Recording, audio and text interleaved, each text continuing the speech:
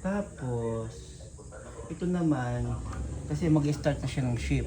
Aalis na siya. So, bababa na siya sa kanya. Ito yung hagdanan niya paakyat. O, look. Tapos, meron siyang pintuan. O, tapos, yan. Tapos, may taxi. Ayun yung pasahero sa loob. Tapos, nagka-overheat. EV car naman to. May battery. Tapos, yung lagay ng luggage. Ayan, o. Ayan, o. May luggage siya. Ito yung laptop niya. Ito yung kanyang maleta. Ayan. Papasok natin yung kanyang gamit. Ayan. Sarado natin. Tapos, ito naman,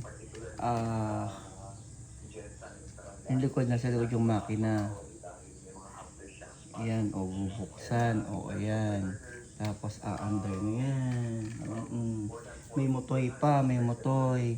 O, nag-change kasi hihigitin niya nga kasi yung friend niya.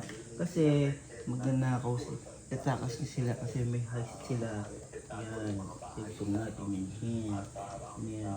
Hindi niya alam, meanwhile, habang sila, ito namang isang construction worker, bibili ng french fries.